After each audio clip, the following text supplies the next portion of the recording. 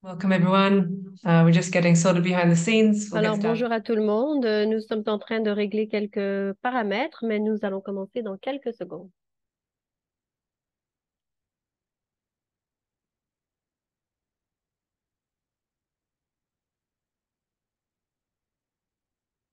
Hi from Malta. Fabulous. I'll get started. I think everything's set up behind the scenes. Alors, nous allons maintenant People commencer who have now joined us. et je vois qu'il y a plusieurs participants. Alors, bienvenue à tout le monde et merci à tout le monde de se joindre à nous. Alors, je m'appelle Naomi et je suis donc la directrice exécutive de Arms Reduction International. Et nous travaillons sur la réforme des politiques liées aux drogues. Et donc aujourd'hui, nous allons voir comment est-ce que nous pouvons contribuer à des sociétés plus sécuritaires. Alors, nous allons parler de la campagne de désinvestissement qui appelle les gouvernements à désinvestir dans la lutte contre la drogue et de plutôt financer la lutte, en fait, la justice. Plus de 100 milliards de dollars sont consacrés chaque année à la lutte contre la drogue dans le monde. Et cette approche punitive des drogues n'a pas réduit la consommation ou les ventes de drogue. En fait, elle n'a pas contribué à réduire les dommages liés à la drogue. En fait, nous disposons de dizaines d'années de données sur les dommages causés par les politiques punitives en matière de drogue.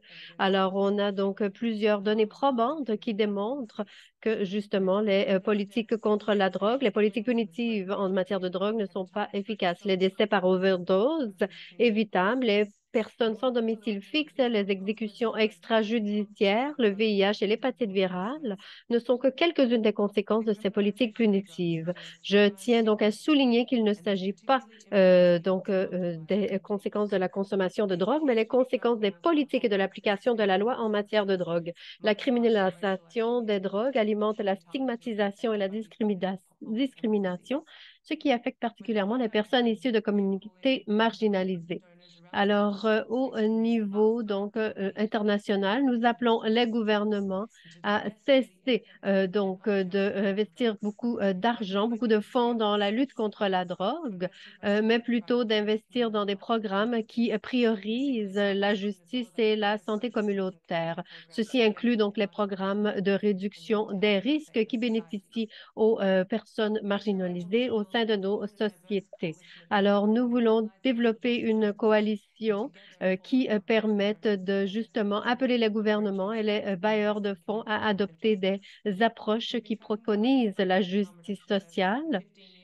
Alors, nous y travaillons depuis maintenant plus de 15 ans et cette campagne fait appel au gouvernement afin qu'ils investissent donc en matière de développement de santé et de droits de l'homme. Alors, nous voulons donc assurer le financement, la fourniture en ressources, l'assistance technique et justement, une des manières dont ceci peut se passer, c'est par le biais de l'aide internationale au développement avec les politiques liées à la drogue. Il s'agit en fait de colonisation de la politique. Et donc, il faut décoloniser la politique en matière de drogue. Et donc, nous devons absolument décoloniser ces politiques en matière de drogue.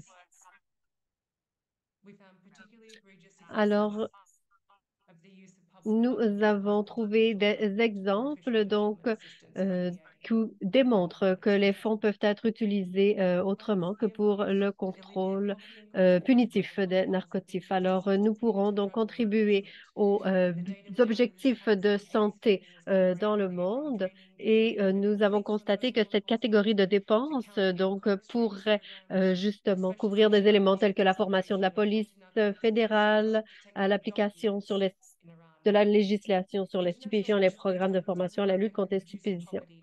Alors, les politiques punitives en matière de drogue ne sont pas rationnelles et nous avons donc plusieurs décennies d'expérience qui montrent que les politiques punitives, violent les droits de l'homme. Sorry, I think we have a translation moment. Разнообразную коалицию людей, работающих в смежных движениях социальной справедливости. Sorry, can we get some tech assistance on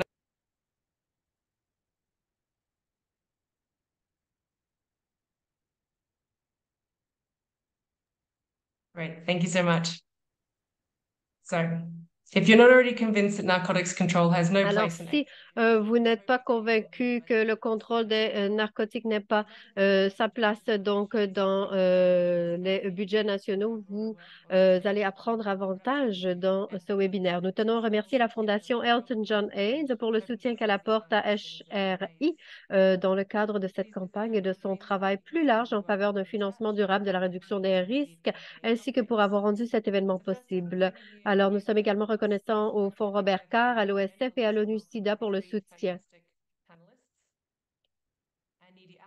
Alors, nous souhaitons la bienvenue à nos trois orateurs, Annie Diakan, Ernesto Cortés et Ambika Sadkunanathan, qui partageront leurs perspectives sur l'impact des politiques punitives en matière de drogue soutenues par l'État et les donateurs au Nigeria, Costa Rica et Sri Lanka. Nous aurons ensuite du temps pour discuter et poser des questions. Donc, nous vous invitons également à utiliser la fonction chat pour nous faire part de vos questions et réflexions au fur et à mesure que nous avançons dans le webinaire et nous demanderons aux intervenants d'y répondre. Donc, il y a également l'interprétation en français, espagnol et en russe. Donc, veuillez vous connecter au bon canal si ce n'est pas déjà fait. Et l'événement est enregistré. Alors, nous allons maintenant inviter Claire, qui est une journaliste d'investigation, rédactrice en chef et auteure. Elle a une expérience particulière dans les enquêtes transfrontalières, les enquêtes sur l'argent et les enquêtes féministes. Merci à Claire et à vous la parole. Merci beaucoup. Alors, nous allons commencer par la première diapo.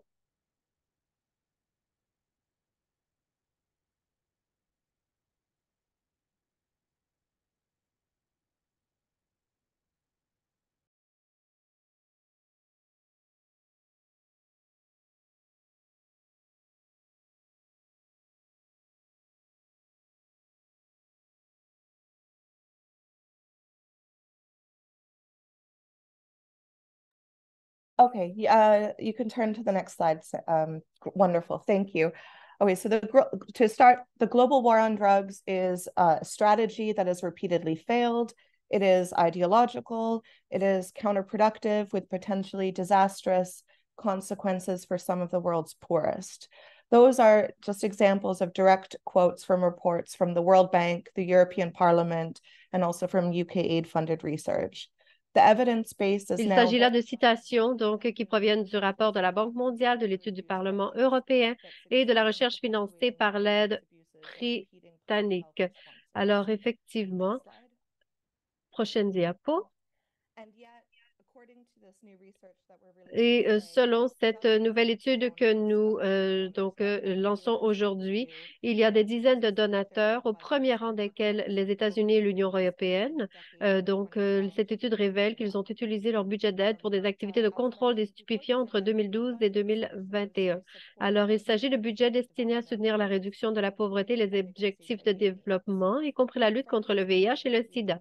Et de ces budgets, nous avons identifié environ 1 milliard de dollars d'aide au développement qui a été investi dans la lutte contre la drogue, dont environ 70 millions dans les pays qui appliquent la peine de mort pour les infractions liées à la drogue. Prochaine diapo.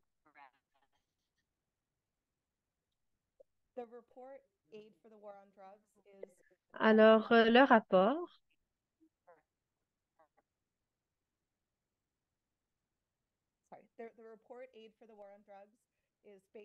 le rapport est basé sur l'analyse des données que les donateurs ont eux-mêmes communauté à l'OCDE à Paris. Et l'OCDE, donc, pour le développement économique et la coopération, en fait, stipule quels sont les règlements sur ce qui peut être défini comme étant de l'aide au développement. Mais il y a donc également des éléments qui ne sont pas nécessairement connus des contribuables. Et donc, ces catégories comprennent le contrôle des stupéfiants. C'est un code, donc 16063. Et en fait, ce contrôle des stupéfiants couvre des activités comprenant la formation de la police et l'éducation du public pour restreindre le trafic de stupéfiants et leur distribution dans le pays. Alors, il s'agit là de quelque chose qui a été introduit dans les années 90 lorsque plusieurs changements ont été faits aux dépenses sur les enjeux mondiaux, le maintien de la paix et l'environnement. Alors, ce sont des changements qui ont été faits afin de pouvoir maintenir la pertinence de l'aide au développement dans un monde mondialisé, justement. Prochaine diapo. Mais peu de personnes connaissent en fait ces détails. Alors, lorsque l'on regarde donc les détails, on voit qu'il y a beaucoup de financement entre 2012 et 2021. Il s'agit donc des périodes qui sont donc couvertes dans la base de données de l'OECD, mais vous voyez ici les différents montants qui ont été investis par les différents pays. Et donc, vous voyez qu'il y a les États-Unis, les institutions de l'Union européenne, Japon, Royaume-Uni, Allemagne, Finlande. Et vous voyez donc qu'il s'agit de budgets qui se répartissent entre 2012 et 2021. Si vous voyez, il s'agit surtout de donateurs basés en Europe qui sont regroupés sous les institutions de l'Union européenne. Et vous voyez également les États-Unis. Et les montants qui sont investis dans le contrôle des narcotiques sont en fait une petite partie du budget pour l'aide au développement international. Mais on voit donc que ces montants parfois sont les mêmes ou sinon plus élevés que l'aide à d'autres éléments. Alors, vous voyez qu'il y a plus de budget qui est destiné au contrôle des narcotiques qu'à l'alimentation scolaire, qu'à le programme de sécurité alimentaire, éducation et autres. Alors, en termes de récipiendaires, vous voyez qu'il y a différents pays dans le monde qui, justement, sont catégorisés. Alors, les pays qui ont reçu de l'assistance au contrôle des narcotiques. Alors, vous voyez, ceux qui ont la peine de mort sont en bleu plus foncé sur la carte. Donc, ceux qui ont une pénalité pour les, justement, offenses liées à la drogue. Alors, l'aide américaine en 2021 pour un programme de formation à la lutte contre les stupéfiants en Indonésie, où la même année, un nombre record d'au moins 89 personnes ont été condamnées à mort pour des délits liés à la drogue. Et l'aide au Japon entre 2012 et 2019 à la lutte contre les stupéfiants en Iran, qui en 2021 a exécuté au moins 131 personnes pour des délits liés à la drogue. Autres exemples d'autres de projets qui ont été financés par cette lutte contre les stupéfiants et donc financés par les Royaumes-Unis. Vous voyez ici l'intensification des contrôles dans les aéroports en Bolivie, améliorer le profilage des passagers à l'aide de renseignements dans un aéroport en Colombie, capacité de surveillance du service de renseignement au Mozambique, formation au détecteur de mensonges en République dominicaine, formation à l'infiltration policière au Pérou et le partage de compétences, de l'expérience et de la formation avec la police fédérale brésilienne. Alors, c'est en fait une chose que nous n'imaginons pas lorsque nous parlons de budget d'aide au développement. Alors, nous pensons surtout d'investissement dans les centres de santé, les écoles et autres services. Nous ne pensons pas vraiment aux arrestations et aux policiers donc, et leur lutte contre les stupéfiants lorsque nous pensons d'aide au développement. Alors,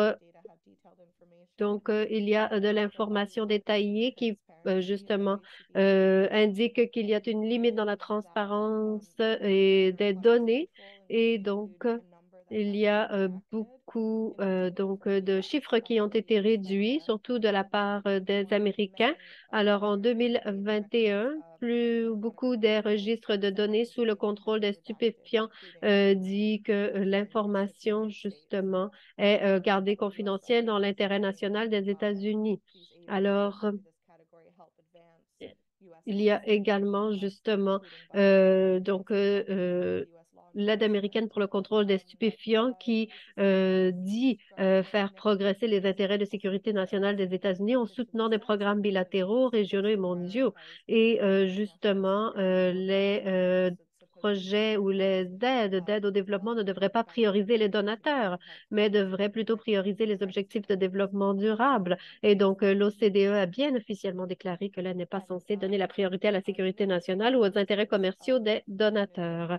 Alors, il y a des conséquences concernant les mesures punitives. Alors, justement, il y a les questions d'incarcération massive, la discrimination policière, l'exécution extrajudiciaire, la torture et l'application de la peine de mort dans certains pays.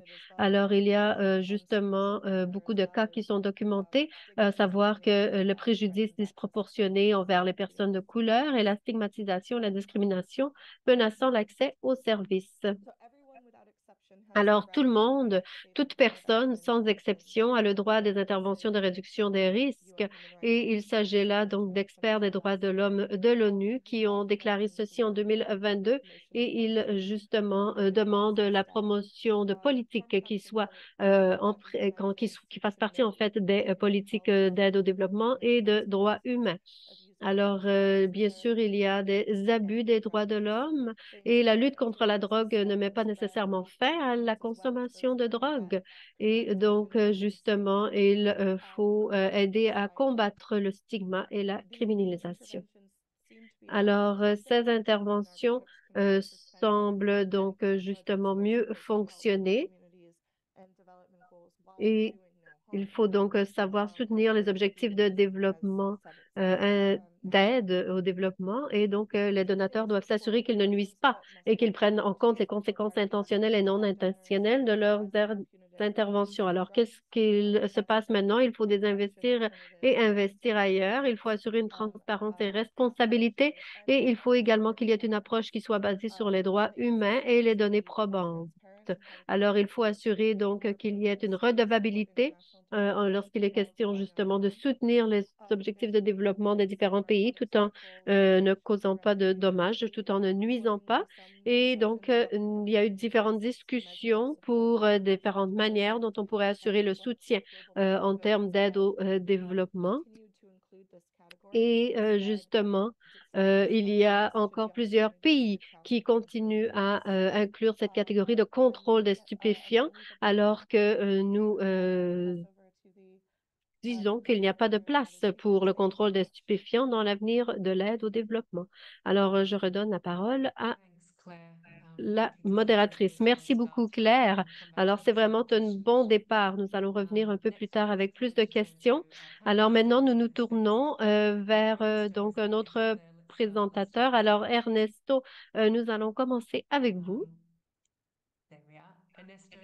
Alors, Ernesto Cortés Amador, qui est de l'Amérique latine, Costa Rica, c'est le directeur exécutif de l'Association costaricienne d'études sur les drogues et réseau latino-américain des personnes qui consomment des drogues. Et justement, donc, il est impliqué au Costa Rica. Alors, c'est également professeur d'anthropologie sociale, maîtrise en criminologie et autres. Alors, je vous donne la parole, Ernesto. Merci beaucoup, Naomi. Merci à tout le monde. Et bonjour à tout le monde. Et je crois que c'est très tôt pour certains, d'ailleurs. Alors, je suis très heureux d'être parmi vous pour ce webinaire. Alors, nous allons parler de la lutte contre la drogue et comment est-ce qu'elle affecte l'Amérique latine, particulièrement comment elle affecte les femmes et les consommateurs de drogue. Alors, pour commencer, pour l'histoire de la guerre contre la drogue, alors cette guerre, cette lutte a été créée dans les années 70 et 80 par les États-Unis pour maintenir leur contrôle géopolitique sur le continent latino-américain, dans la région. Donc, elle est survenue après la chute du communisme, prolongeant ainsi les conflits nord-sud, en particulier dans les pays où il existe des mouvements de gauche comme la Colombie, Cuba, Nicaragua, Brésil, Chili, Guatemala, Argentine, pour n'en citer quelques-uns. Alors, les nouveaux ennemis ont été créés. Ce n'est plus les communistes, mais il s'agit des toxicomanes, des trafiquants de drogue et les cultivateurs de produits illicites. Alors, la guerre ou la lutte contre la drogue est une stratégie colonialiste adoptée par le monde entier, y compris les pays communistes comme la Chine ou la Russie. Elle a contribué d'ailleurs à l'augmentation et à l'expansion des systèmes pénaux dans tous les pays. La plupart des fonds ont été, sont encore consacrés aux politiques répressives de lutte contre le trafic de drogue. Alors, cela implique l'armée, la police, les systèmes judiciaires et pénitentiaires. L'armée américaine a justifié d'ailleurs des interventions militaires et a formé des armées et des polices dans de nombreux pays. Alors, peut-être que les pires exemples sont le plan Colombie en 2000 et le plan Mérida en 2008. Alors, il s'agit là donc d'une vraiment un gaspillage d'argent et particulièrement donc lié à des violations des droits de l'homme. Alors, l'impact en Amérique latine est définitivement observable et touche particulièrement les populations les plus vulnérables et les toxicomanes, les femmes et les cultivateurs de plantes illicites. Alors, nous voyons la criminalisation, la stigmatisation, la discrimination à l'égard des toxicomanes, qui est une pratique courante du gouvernement, de la société en général. Et un autre impact que nous voyons, donc il s'agit d'atteinte aux droits de l'homme. C'est observable dans plusieurs pays en Amérique latine. Alors, cela affecte particulièrement les femmes et les cultivateurs de récoltes illicites. Alors, la criminalisation, la stigmatisation et la discrimination à l'égard des toxicomanes est une pratique courante, donc. Les personnes qui consomment des drogues sont victimes de détentions arbitraires, constantes et d'arrestations arbitraires. Et cela porte atteinte à leurs droits à la vie privée et à l'autonomie et constitue une violation injustifiée de leur droit à la vie privée et à l'autonomie. Donc, la plupart de nos prisons en Amérique latine sont remplies de jeunes toxicomanes pauvres. Donc, l'accès aux soins de santé, à l'éducation et aux possibilités d'emploi est également affecté. En fait, dans de nombreux pays en en Amérique latine, il n'existe pas d'accès universel au traitement de la toxicomanie. La plupart des centres de réadaptation, en fait, en milieu hospitalier, sont basés sur l'abstinence, donc des communautés thérapeutiques. De plus, dans de nombreux pays, il existe des traitements obligatoires au cours desquels les personnes qui consomment des drogues subissent des mauvais traitements et des tortures. Et nous savons qu'il y a beaucoup de jeunes qui, en fait, meurent parce qu'ils sont incarcérés et sont sujets à traitement et torture. Alors, les schémas de consommation de drogue en Amérique latine sont différents de ceux du reste du monde. L'injection et la consommation d'opiacés ne sont pas courantes dans la majeure partie de la région. La consommation du cannabis et de stimulants est plus répandue et également la cocaïne et la cocaïne fumable, comme le crack et la basse. Donc, le financement de la réduction des risques est rare. Alors, très peu de pays disposent de politiques de programmes de réduction des risques. La plupart d'entre eux sont en fait développés par des organisations de la société civile et avec encore moins d'intervention de pair à pair. Donc, les droits de l'homme peuvent fournir une perspective plus large, abordant les besoins sanitaires et sociaux de base, ainsi que d'autres droits de l'homme tels que la citoyenneté, la culture, l'éducation. Donc, il n'y a pas justement de participation et d'engagement communautaire des personnes qui consomment des drogues dans les espaces de décision des politiques publiques. Alors, les personnes qui consomment des drogues ne sont même pas considérées comme des populations clés dans la lutte contre le VIH, comme l'a montré le document d'assistance technique du Fonds mondial, le LANPUD. Alors, l'impact sur les femmes, alors c'est disproportionné. Alors, dans la plupart des pays d'Amérique latine et des Caraïbes, les peines infligées pour les infractions liées à la drogue sont disproportionnées. Dans certains pays, la peine minimale est plus élevée en cas d'abus sexuel ou similaire à un homicide. Alors, la plupart des femmes incarcérées en Amérique latine sont pour des délits mineurs liés à la drogue, comme la vente et le transport de petites quantités. Les femmes qui consomment des drogues sont doublement stigmatisées et criminalisées et elles sont plus susceptibles de subir des violations de leurs droits sanitaires, socio-économiques et même de leurs droits à la vie familiale, car leurs enfants peuvent être enlevés par l'État ou retirés par l'État. Les femmes transgenres et les travailleuses du sexe courent un plus grand risque d'être criminalisées et discriminées et elles ont moins accès aux soins de santé et aux possibilités d'emploi, ce qui accroît les risques de transmission du VIH et autres. Alors, la plupart de ces femmes ces femmes vivent dans des conditions socio-économiques vulnérables, sont des ménages et ont des ménages et des enfants ou des personnes âgées à leur charge. Leur incarcération ne contribue absolument en rien à perturber les marchés de la drogue ou à réduire le commerce, car elles occupent des emplois subalternes et facilement remplacés. Donc, leurs conditions sociales et économiques s'aggravent lorsqu'elles sont incarcérées et affectent également leur famille et leur communauté. Et la plupart du financement, donc, dans la guerre contre la drogue, en fait, est destinée aux mesures punitives. Alors, en conclusion, la décolonisation donc, de la politique des drogues signifie que nous devons comprendre que la guerre contre les drogues est une stratégie géopolitique visant à maintenir le contrôle sur le Sud mondial et en particulier sur les populations les plus vulnérables, les jeunes et les femmes. Également, on sait que la guerre contre la drogue est un échec total et qu'elle cause plus de dommages que la consommation de drogue elle-même.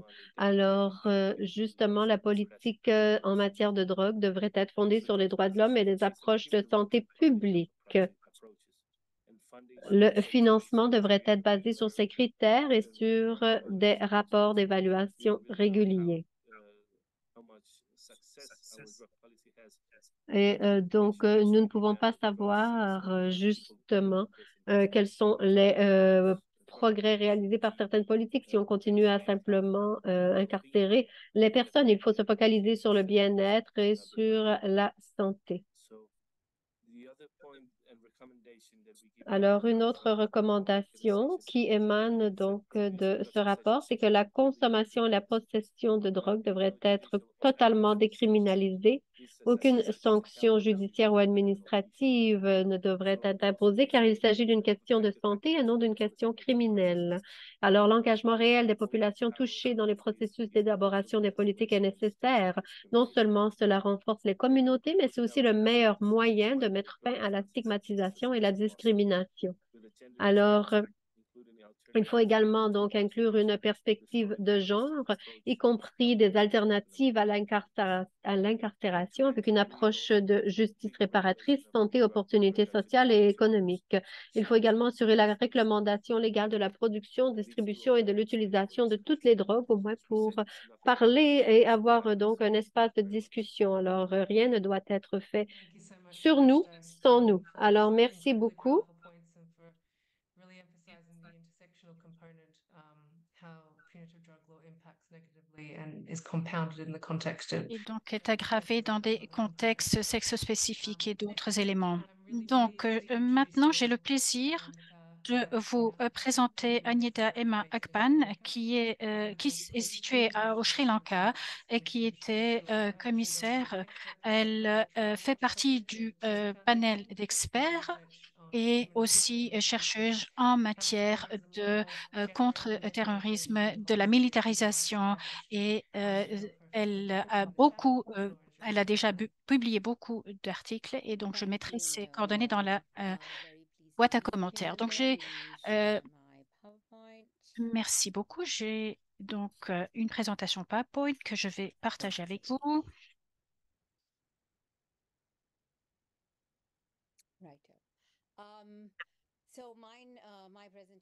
Ma présentation est intitulée Tracer l'argent, la guerre militarisée contre les drogues et l'impact sur les droits humains que nous avons déjà constaté dans ma région dans laquelle je vis, mais aussi au Sri Lanka.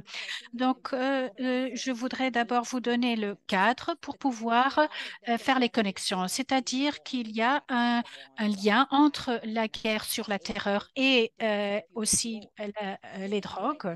Et la militarisation est donc une ligne très commune et parce que nous avons vu que les militaires étaient impliqués dans la guerre sur la terreur et ils ont dit que parce qu'il s'agit de cette guerre, beaucoup de violations des droits de l'homme ont été effectuées. Donc, et maintenant, ils sont donc impliqués dans la guerre contre les drogues et on joue un rôle très actif dans tout cela et il y a eu également la communauté internationale international qui soutient cela par le biais du financement. Et comme les autres orateurs l'ont dit, donc il s'agit de des personnes qui sont issues de groupes marginalisés. Et dans d'autres on les considère comme des personnes non souhaitables et sont victimisées. Et lorsqu'il y a des violations en matière des droits humains, alors vous ne voyez pas une réaction publique. Et dans cette région également, au Sri Lanka, il y a aussi des tueries extrajudiciaires.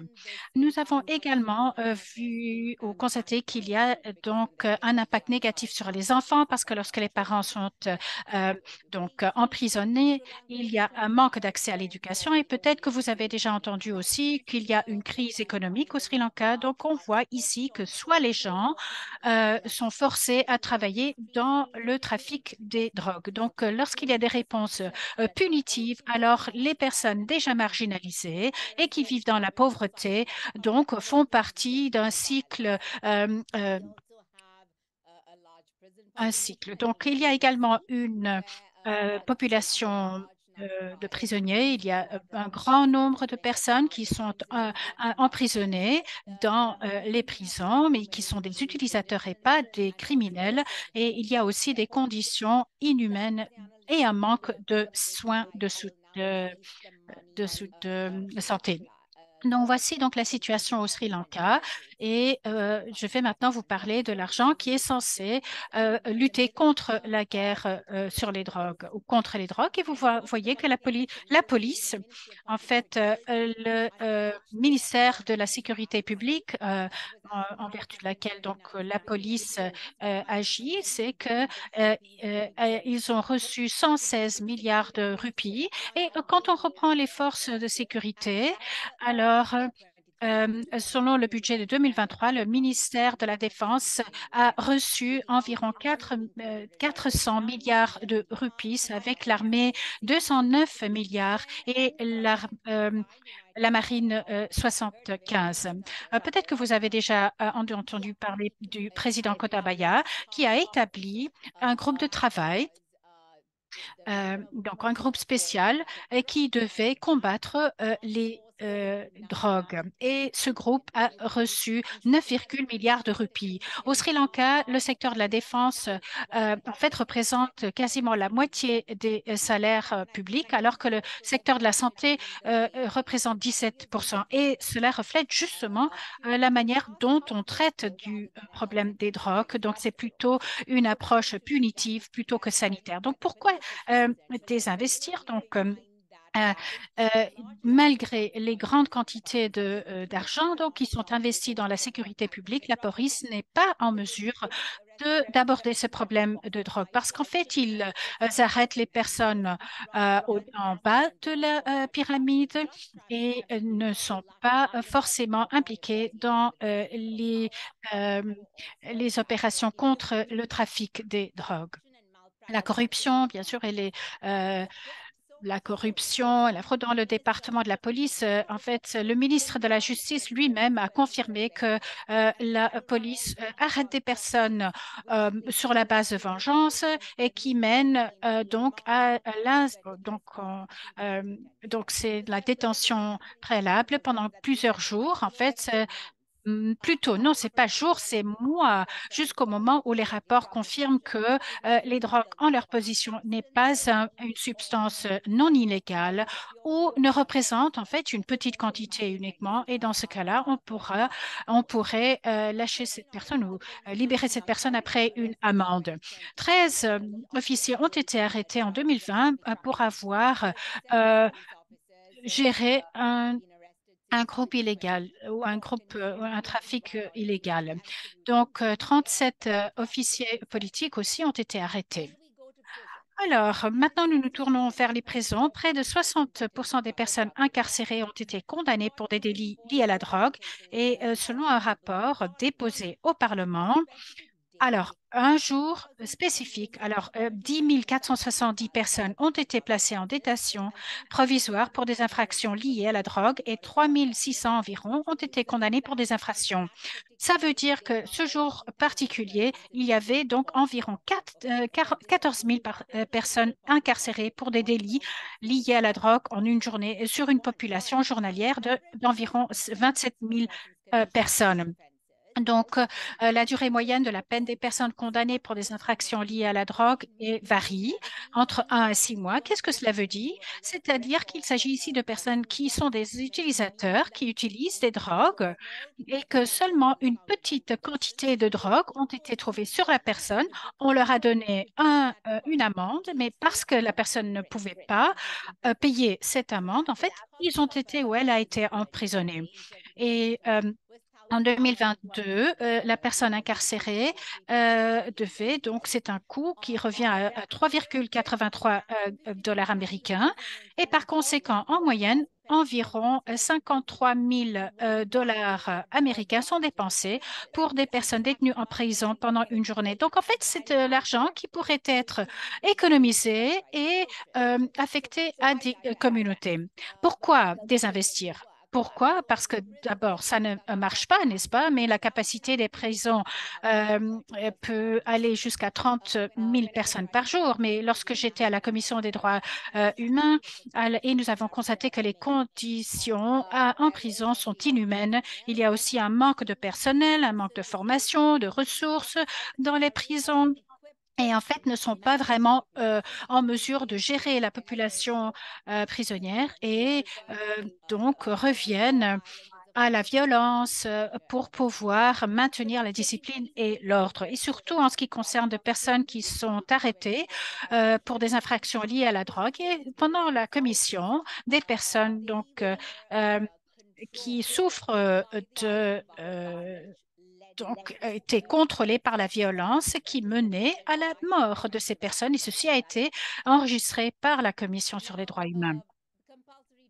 Alors, les centres de traitement obligatoire qui est donc en vertu d'une loi au Sri Lanka et qui sont gérés par en fait l'armée également. Et lorsque vous voyez donc le financement qui a été affecté à ces deux centres en 2020, donc il y avait une somme très importante qui a été allouée par le ministère d'État pour le traitement des personnes qui consomment des drogues.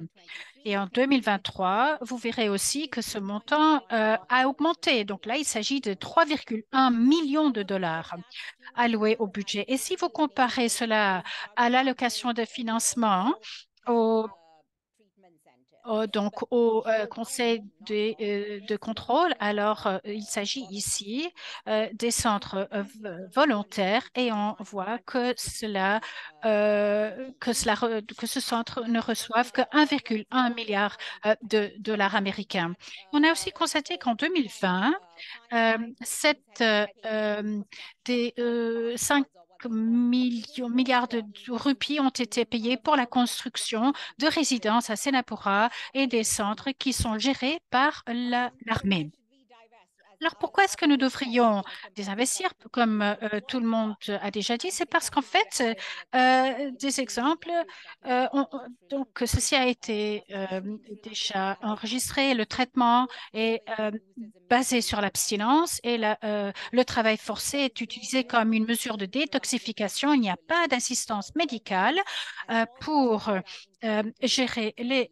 traiter les personnes et en fait reviennent en arrière lorsqu'ils quittent le centre. Il y a aussi eu des incidents de violence où l'armée a été arrêtée à un de ces centres. Alors, il y a aussi le secteur de la justice qui est bien sûr inondé par ce nombre de cas et cela veut également dire que les procédures juridiques, etc., prennent beaucoup trop de temps liées à n'importe quelle action au Sri Lanka et est retardée d'autant plus ou davantage parce qu'il y a donc ces cas supplémentaires.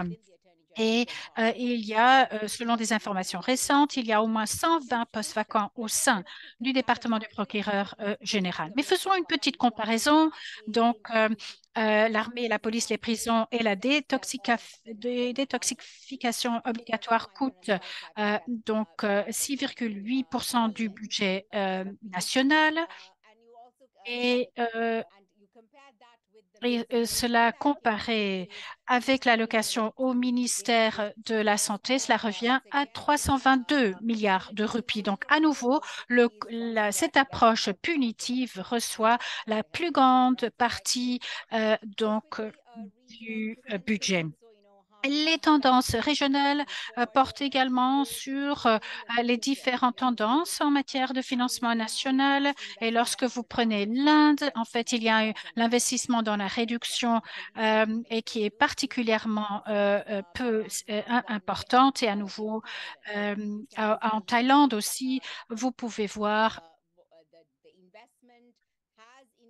que l'investissement a augmenté depuis 2015, mais a baissé de manière significative en 2020 et va aussi continuer à se trouver à des niveaux très faibles. En Indonésie, pareil, on a également constaté que moins de 1% d'utilisateurs ont reçu un traitement en 2014 et dans cette région, en Asie du Sud, il y a beaucoup de points communs concernant la réhabilitation. Ces personnes sont arrêtées, emprisonnées et la réduction des risques. Dans de nombreux pays dans ces régions, la réduction des risques est en fait perçue de manière très négative. Assistance internationale pour conclure. Donc, une doc, tout en maintenant le besoin de réhabilitation des traitements qui répond aux normes en matière des droits humains, fournissent souvent des ressources, la formation et du financement pour pouvoir traiter des personnes qui utilisent des drogues. Et au Sri Lanka, plus maintenant, mais dans le passé, il y a quelques années, aussi offrait un soutien à la réhabilitation. Pardon. Par exemple, dans la région, il y a SARC, c'est-à-dire que l'Inde donnait au Sri Lanka un financement pour mettre en place le bureau de surveillance. Mais à nouveau, bien sûr, l'argent n'était pas dépensé du tout, mais était dans un compte pendant 8 ans. Et pour réitérer ce qui a déjà été dit, c'est qu'il y a beaucoup d'investissements dans les approches punitives d'incarcération. Mais sur le terrain, nous constatons que le trafic n'a pas augmenté et les personnes qui utilisent les drogues n'ont pas non plus diminué. Et les personnes qui sont incarcérées pour avoir utilisé des drogues ne reçoivent pas une assistance qui a un impact dévastateur sur les personnes et leurs familles et bien sûr les communautés au sens plus large. Merci. Merci beaucoup, Ambika. C'est réellement très choquant lorsqu'on revient bien sûr au rapport de la Commission sur les droits humains et ce qui se passe en Asie et en Asie du Sud. Mais je voudrais maintenant vous présenter Anidi Emma Akpan, qui est un défenseur de la communauté des toxicomanes, président du Drug Harm Reduction Advocacy Network Nigeria et membre des délégations des communautés du Fonds mondial. Il est également membre du groupe de travail technique national pour la réduction de la demande de drogue. Je vous passe la parole et bienvenue. Merci beaucoup. J'espère que vous me recevez. Oui, vous m'entendez? Oui, oui, oui, on vous entend très bien. Allez-y. Alors, je vais vous parler des réponses punitives au Nigeria pour en fait renforcer le cycle de la pauvreté. Comme nous le savons, les ressources sont rares et peuvent être utilisées différemment. Et en prenant l'exemple du Nigeria, dans le budget de 2020, en fait, on avait donc 30 milliards de naira qui représentent environ 40 millions de dollars pour l'année 2022. Et en fait, c'était proposé à l'Assemblée générale pour être considéré et adopté. Donc là, on exclut l'unité des drogues. Par contraste, Alors, au taux de change actuel, il est montré que on reçoit donc une somme qui était nécessaire pour atteindre 80 000 personnes qui s'injectent les drogues. Et en fait, environ 104 000 personnes ou dollars étaient nécessaires pour piloter le médicament et le traitement pour 500 personnes en 2024. Donc, l'investissement dans la réduction des risques pour une année, c'est-à-dire donc l'année 2024, représente environ seulement 20% pardon, pour les agences d'application de la loi au Nigeria. Donc, 22% des budgets peuvent être utilisés pour promouvoir euh, et peut être donc déployé pour l'augmentation et le renforcement des moyens d'existence des communautés. Et je voudrais maintenant vous présenter une étude de cas pour vous parler d'une personne donc je vais vous parler d'un cas, une étude de cas hypothétique, donc où c'est une situation et qui représente un scénario qui a eu lieu au Nigeria. Donc il s'agit d'un jeune homme, Victor, qui suivait une formation universitaire et qui a commencé à expérimenter le cannabis. Et il l'utilise principalement donc avec ses amis le vendredi lorsqu'ils veulent sortir en boîte. Et ce jour fatidique, en fait, il s'est rendu dans un hotspot avec des amis pour se procurer du cannabis. Et malheureusement, la police est apparue pour une descente. Et lorsque la police arrive, bien sûr, commence à tirer directement sur les personnes qui utilisent les drogues et ça a causé de la panique. Et ce qui se passe très souvent, donc ce jour-là, quelqu'un est donc frappé par une balle et est morte ou blessée. Et la police va tout simplement expliquer cela comme en fait une balle écartée. Et une trentaine de personnes ont été arrêtées, et y compris Victor, et qui ont été menottées et serrées les unes contre les autres à l'arrière d'une camionnette. Et donc, c'est ainsi que la police traite ces gens. Donc, on les entasse les uns les autres à l'arrière de deux camionnettes. Et puis, les officiers de police se joignent et commencent à maltraiter ces personnes. 9 personnes sur 30 ont pu échapper à l'entassement sur le plancher de la camionnette parce qu'elles ont les moyens de payer donc en échange de leur liberté. Et sur les 21 personnes arrêtées, aucune n'était un trafiquant de drogue. Mais en arrivant au poste de police, alors on offre des pots de vin et euh, à la fin, la personne, Victor, qui n'avait pas les moyens pour payer un pot de vin, donc il a été arrêté et au poste de police. Il a été arrêté, il a été mis dans une cellule. Là, on parle d'une très petite cellule qui est surpeuplée avec d'autres personnes incarcérées qui parfois n'ont aucune personne pour être bien sûr enfermées. Donc là, on fait aussi l'expérience de la violence. On est frappé, n'importe officier de police peut vous frapper, il peut vous donner des coups, vous êtes déshumanisés donc au commissariat parce que c'est leur territoire et ne se permettent de faire n'importe quoi. Et donc au bout du compte, Victor s'est retrouvé en prison. Alors il a deux options. Soit il appelle ses parents pour que ses parents puissent intervenir. Mais ce que les parents vont faire, tout simplement, c'est de payer un pot de vin où on espère que la police se rende compte que, en fait, il est innocent. Même s'il a été arrêté dans un endroit où la drogue est consommée, il n'en avait pas du tout sur lui et que ce n'était pas justifié de le garder. Donc, Malheureusement, après une certaine période, il a constaté que ce n'était pas possible pour lui de ne pas payer un pot de vin. Il a appelé ses parents. Et ce qui se passe normalement au Nigeria, c'est qu'il y a beaucoup de discrimination vis-à-vis des personnes qui utilisent des drogues et même au sein des cercles familiales. En fait, quelqu'un qui utilise des drogues attire l'exclusion de la part des parents, des frères et sœurs, des voisins et de toute la communauté.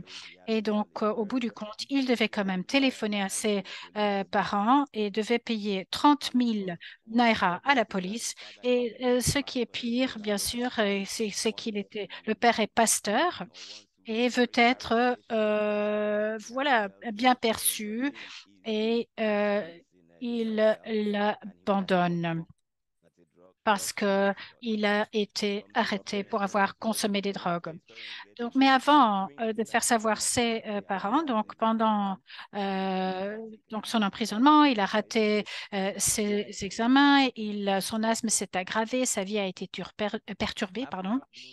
Et enfin, euh, après avoir payé un pot de vin, donc il serait stigmatisé, châtié, rejeté et torturé émotionnellement par les membres de l'Église, la famille, les membres de la communauté, etc. Et il va passer par donc une torture émotionnelle. Et voilà, parce que sa vie a été complètement perturbée. Et où est-ce qu'il se sentira à l'aise? C'est parmi d'autres personnes qui prennent des drogues. Donc,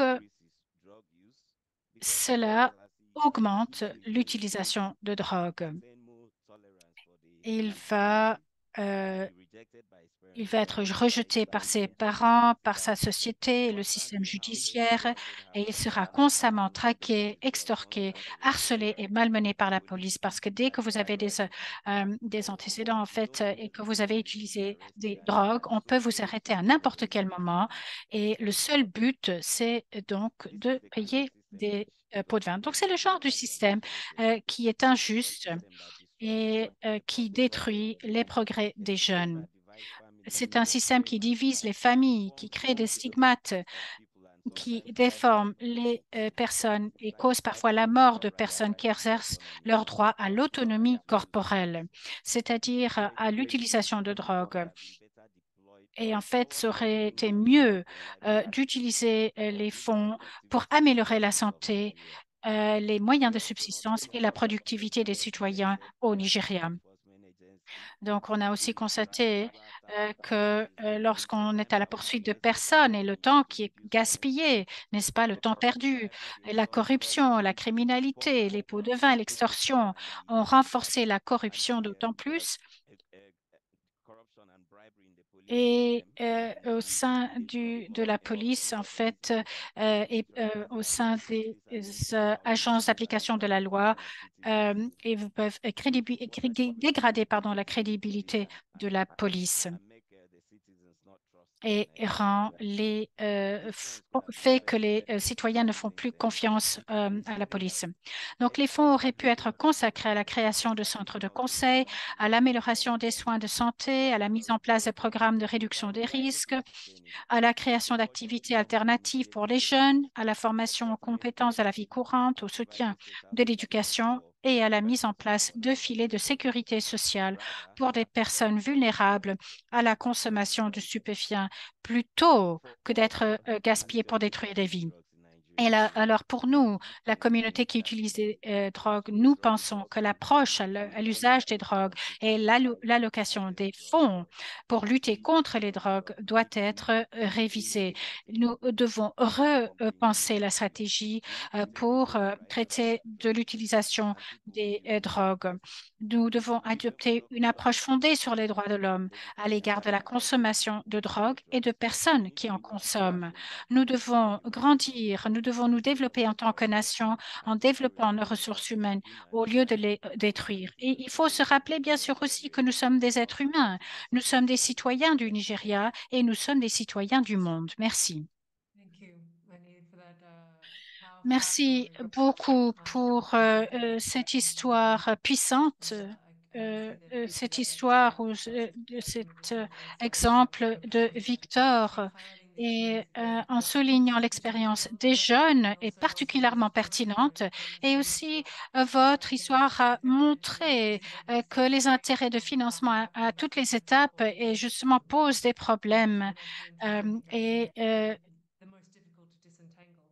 c'est bien sûr très difficile à résoudre. Donc, sur ce, je voudrais maintenant revenir à Claire, qui est l'auteur de ce rapport, pour répondre à des questions. Donc, nous allons avoir une trentaine, 10 minutes, pardon, pour aller jusqu'à 10 minutes après l'heure pour répondre aux questions. Donc, comment est-ce que nous pouvons, étant donné qu'il y a tant de structures qui existent déjà, comment est-ce que nous pouvons réimaginer tout cela? Alors, lorsque je travaillais sur ce rapport, j'ai retrouvé un narratif qui expliquait comment le contrôle, euh, donc l'OCDE, le contrôle des stupéfiants est par une personne qui a été décrit en 2014 et qui décrivait justement comment les années 90 étaient affectées, comment impliquer d'autres catégories de financement concernant le développement de l'assistance pour pouvoir rester pertinent concernant donc l'APD, le budget d'aide publique au développement, et un groupe de contrôle a été et aussi sur le maintien de la paix, l'environnement, pour élargir la définition, pour pouvoir augmenter le financement des questions plus larges. Et on peut comprendre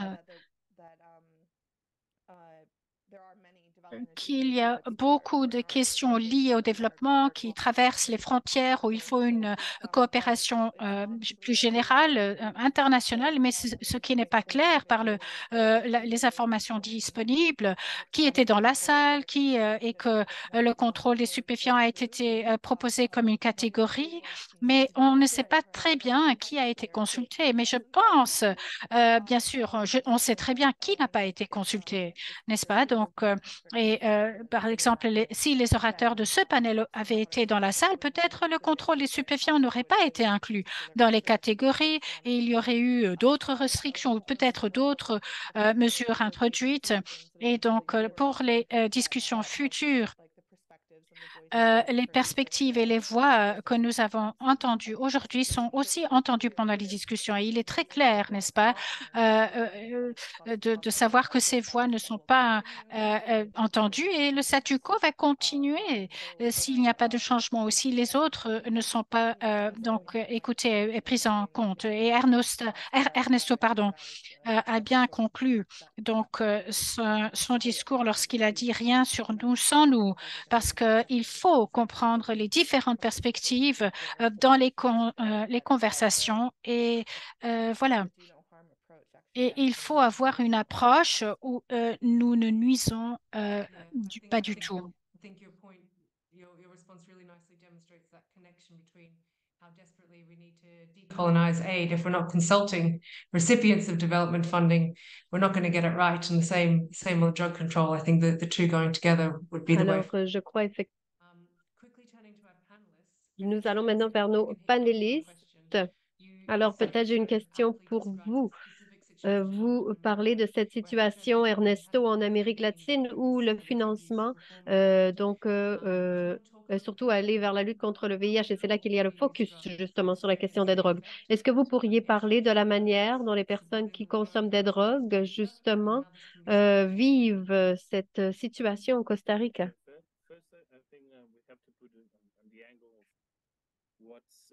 Alors, je crois qu'il faut d'abord parler de la réponse au VIH, parce que la réduction des risques pour le VIH a surtout mis l'accent sur les personnes qui s'injectent des drogues. Ce n'est pas quelque chose qui vraiment est prévalent en Amérique latine, à part au Mexique et en Colombie. Alors, cela exclut donc les personnes qui consomment des drogues. Et cela, donc, en fait, exclut ces consommateurs de l'aide qui va par le biais donc, des programmes de lutte contre le VIH qui sont surtout destinés aux personnes qui s'injectent les drogues. Alors, on a préparé un document d'assistance technique qui démontre que le Fonds mondial a préconisé cette perspective et inclut donc non seulement les personnes qui s'injectent des drogues, mais également ceux, par exemple, qui utilisent des stimulants. Alors, parfois, on parle également de cocaïne, qui est la substance la plus consommée, mais en fait, on parle de financement pour justement autonomiser les consommateurs de drogue. Et en ce moment, en Argentine, il y a justement une organisation de la sorte qui est menée par ma collègue Véronica. Alors, en Colombie, ils sont plus focalisés sur la réduction des risques. C'est encore une fois des organisations de la société civile et nous devons les mobiliser, les organiser. Nous devons fournir ces services. Et il faut justement éviter justement les demandes et le harcèlement de la part du gouvernement. Alors, en fait, il y a beaucoup de pays en Amérique latine où le gouvernement et la société ne connaissent pas ce qu'est la réduction des risques. Et donc, tout le financement donc, est destiné vers les mesures punitives et la répression armée et policière. Oui, alors effectivement, cela affecte les communautés parce qu'en fait, il n'y a pas vraiment de soutien qui est offert en termes de mesures sanitaires et de santé publique. Alors, il y a une question dans le chat. Alors, il semble que nous soyons tous d'accord quant au danger de financer les politiques répressives. Est-ce qu'il y a d'autres messages, par exemple, qui proviennent du Sri Lanka sur la manière dont nous pourrions, par exemple, parler aux politiciens et aux forces de l'ordre? Alors, bon, c'est une question assez difficile, mais je vais essayer d'y répondre. Je ne pense pas que c'est possible de faire changer les choses en essayant de changer la mentalité de tout le monde. Parfois, il faut changer le contexte, les structures. Par exemple, au Sri Lanka, on a une force militaire assez imposante et il faut donc les démobiliser et les démilitariser. Alors, une fois qu'on aura fait cela, eh bien, on pourra reconsidérer leur rôle en termes de contrôle des stupéfiants. Il y a également donc la question de l'aide internationale. Alors, on a justement le soutien du gouvernement du Japon, des Nations unies, de l'OSCD, et tout cela est fait donc sous l'égide du contre-terrorisme. Et c'est pourquoi nous devons donc également donc examiner ces questions de lutte contre la drogue ou de guerre contre la drogue. Alors, il y a également des rapports au Sri Lanka qui parlent de polices qui sont eux-mêmes arrêtés pour possession de drogue. Et ceci pourrait être utilisé en tant qu'argument pour démontrer pourquoi est-ce que les mesures punitives ne fonctionnent pas. Cela peut-être pourrait donc donner un argument en faveur de soutien basé sur les communautés. Alors également, la question de la brutalité policière, c'est quelque chose de structurel, non pas seulement lié aux stupéfiants ou aux drogues, mais à tous les niveaux. Alors je crois qu'une fois de plus, nous devons donc nous concentrer sur des réformes structurelles qui pourraient donc par défaut également aborder des problèmes liés au contrôle des stupéfiants. C'est une question assez difficile, mais je crois qu'effectivement, votre réponse est très pertinente. J'aimerais maintenant poser une question à Claire de la part de Steve. Alors, Claire, le développement alternatif, est-ce que cela est inclus sous les données de l'OCDE en termes de aide au développement? Je ne sais pas si Steve pouvait préciser ce qu'il veut dire. Alors, par exemple, si le gouvernement dit s'il y a ici des récoltes, est-ce que l'on pourrait, par exemple, cultiver le café plutôt que le coca? Alors, potentiellement, oui. Alors, il y a des milliers de projets. Malheureusement, dans plusieurs cas, il y a donc des réductions assez importantes dans ces programmes. Par exemple, ce n'est pas toujours clair de savoir donc où cet argent est investi. Parfois, il y a donc du financement qui est destiné vers les dépenses en termes de sécurité. Alors parfois, c'est difficile de répondre à cette question de manière définitive, mais je crois que cela en fait démontre qu'il y a un besoin en fait transparence dans ces dépenses. Il y a un des donateurs qui a été très détaillé et qui décrit justement des approches carcérales et punitives.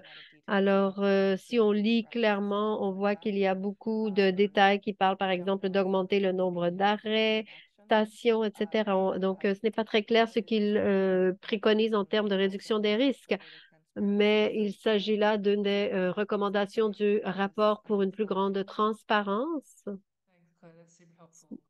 Parfait. Merci, Claire. Je crois que c'est assez utile. Et effectivement, peut-être que l'on pourrait examiner quelles sont les lignes budgétaires qui peuvent nous aider à mieux comprendre donc ces investissements.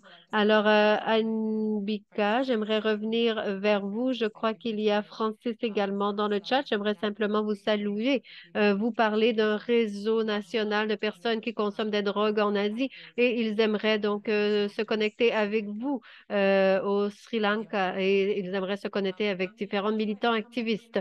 Alors, peut-être, Monsieur Apkam, vous pourriez donc revenir et parler des potentiels de changement au Nigeria. Donc, à vous la parole, Agnedi. Oui, merci beaucoup, Naomi. Alors, premièrement, je crois qu'il faut reconnaître que nous sommes dans un pays où la consommation de drogue est un enjeu de droit humain.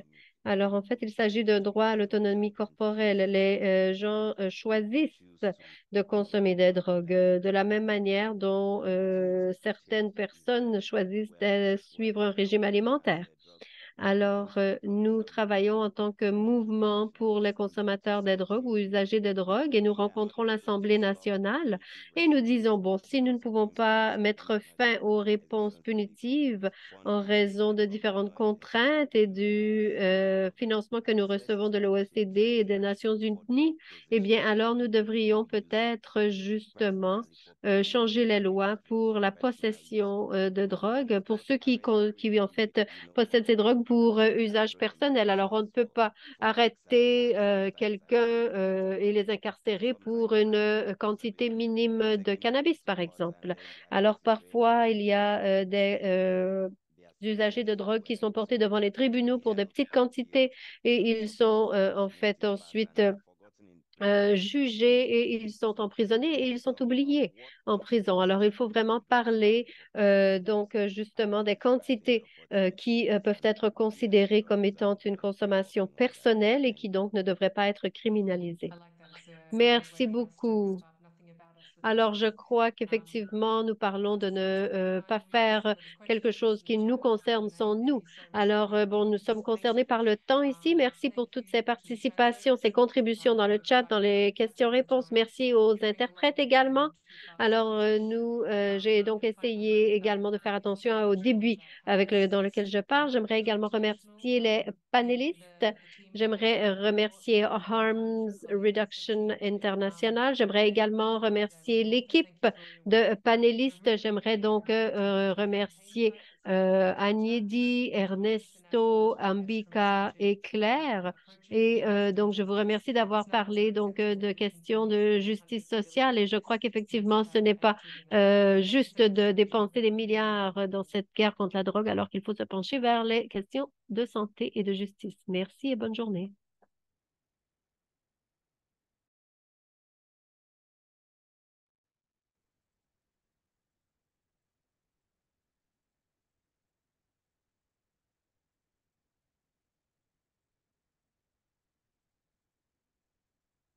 Thanks. Can we stop recording?